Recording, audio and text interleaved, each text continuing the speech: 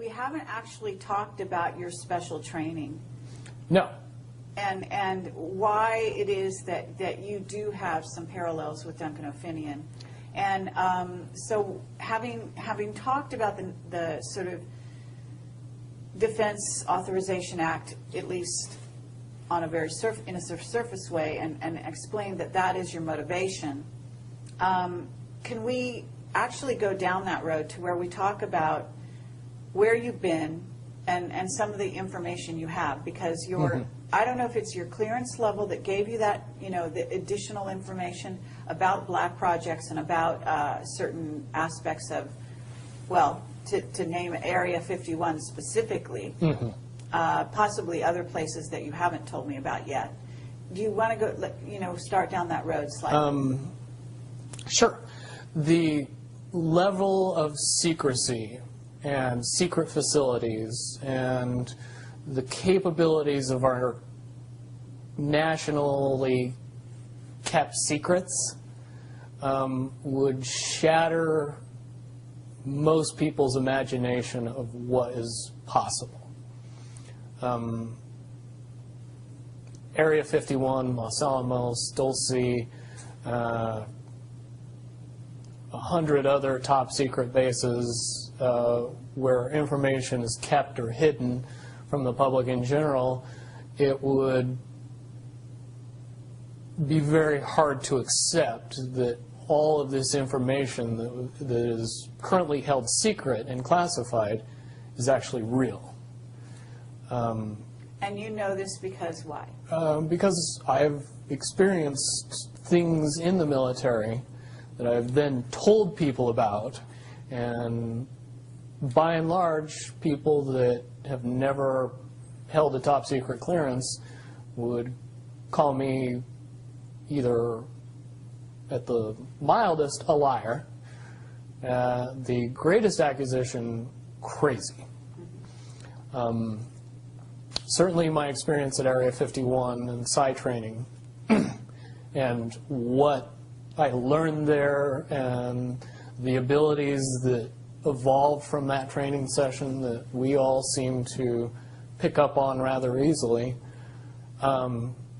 were most easily described to the layman as Jedi skills. It's very easy, if you know what I know, to see the correlation between what happens in the movie in the Jedi training and what happens in Area 51 and PSY training. Certainly, we in the Nines all possessed a certain level of intuition and ability that would seem advanced to anyone who watched us use it.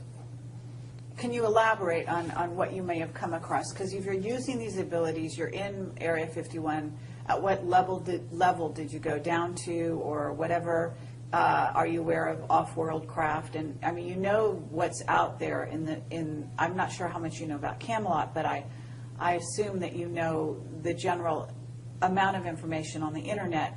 What can you substantiate having personal sort of knowledge of?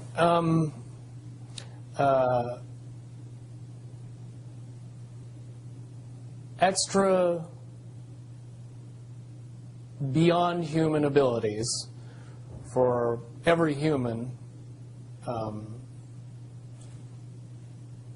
not subject to popular belief, but we as human beings are far more capable of using many, many advanced skills beyond 5 senses. With a little bit of training and the knowledge that it was actually possible, most people could accurately predict the possibilities of the future, to know when other people were thinking about them, pick up on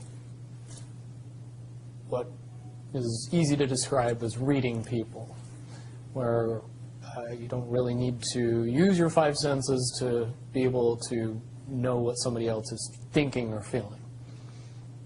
A lot of that has to do simply with the belief that and the understanding that it's possible. That opens up a lot of doors. O'Finionan talks about having been enhanced physically. Do you feel that you were enhanced physically? No.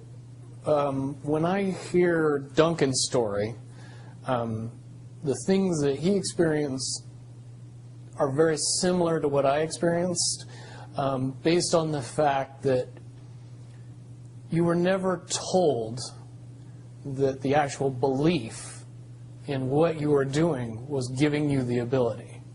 You were giving something, a caveat, a carrot, an enhancement. They could jam a small piece of metal in your arm, and that's enough to get you believing that you have these abilities, and they turn on. But one really doesn't have anything to do with the other, per se. I have had a device implanted in me, and I later was of the understanding that that device did not do what I was told it was doing. It was not to provide enhancement, it was to provide monitoring. Mm-hmm. And but you're basically saying that it's the mental abilities that you, it's like placebo in a sense, as long as you believe it, it's the placebo it effect, gives yes. gives you that ability to do superhuman type things. Right. And that's very important because if you teach people these things, you want to be able to turn those things off if you want to. You want to take those abilities away from people if you don't want them to have them anymore. So if you tell them the true nature of the abilities, then you can't take belief away anymore. You have to pull the piece of metal out of the arm that says you don't have the enhancement anymore. Well, it's the Tin Man. Yes. And, you know, being told that he doesn't have a heart, he needs to have a heart installed, when in fact he had a heart all along. Exactly. Or maybe that's the lion, I forget who, but all, several. Lion was courage, but yeah. Yeah, several of the beings in that story. So, okay, well, that's very valuable. So you basically were given that kind of thing. And I would say that... And let me interject. The 6 months where I was undergoing all the psychological treatment, I did go through a period of time where I believed all of my abilities to be gone or taken away. In 2008, with some help, I was able to transcend the barrier that kept me from using those talents. And now I've been able to refine and enhance those abilities far beyond the levels that I had in the military, which comes in handy when cops chase your cell phone GPS. Okay, absolutely. All right, so... But to get back to Area 51, and I understand that at this point you would be violating a security oath to talk about it, right? Let me put it in terms that it's easier for me to say and not have to go into the details of how I know, but just that I know. I'll present it to everybody very simply. What could be so important at Area 51 that would require the level of secrecy that is in existence around that facility?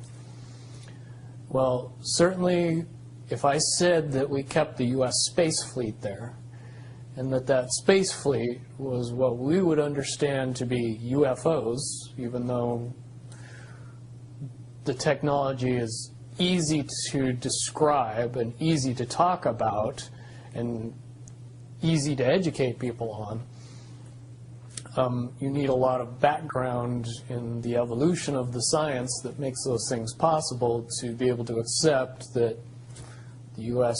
has dozens, if not hundreds, of vehicles that are more than capable of space flight, and make it so we would have a fleet of vehicles that would be seemingly extraterrestrial. And the reason that that has to be kept that way is because if you know that those vehicles exist, you start to question the technology that they're based on.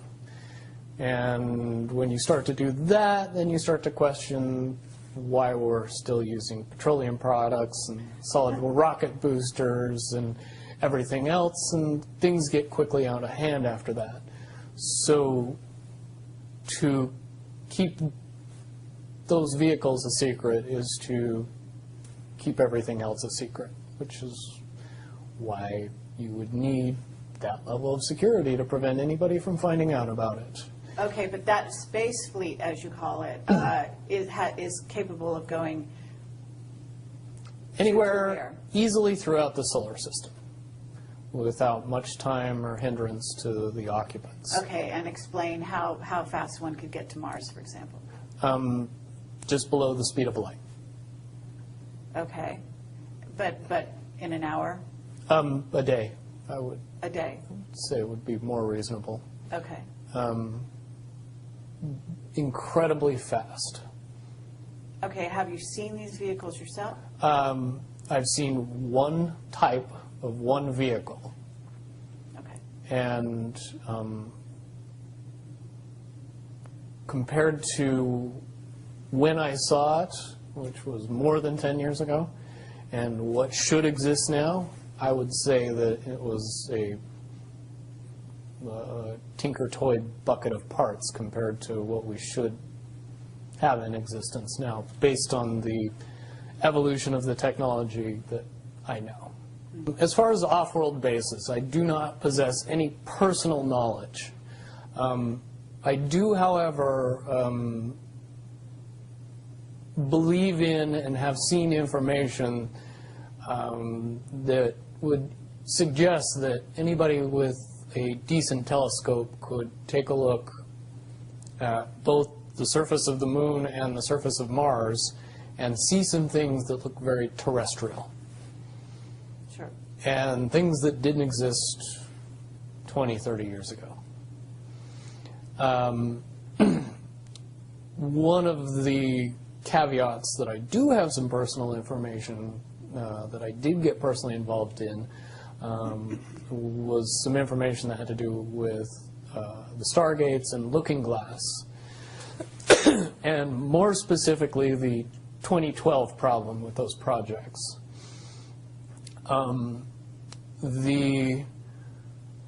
I guess, popular opinion of what's out there right now is that the project was shut down because there was a problem when we approached 2012. I've heard it described a number of ways, but to my knowledge, the problem is that the timelines converge on that point in time. And when you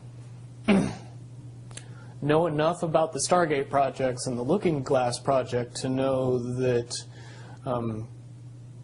how string theory works and how the possibility of possibilities works and how making one choice over here doesn't necessarily mean that the other choice couldn't exist at the same time.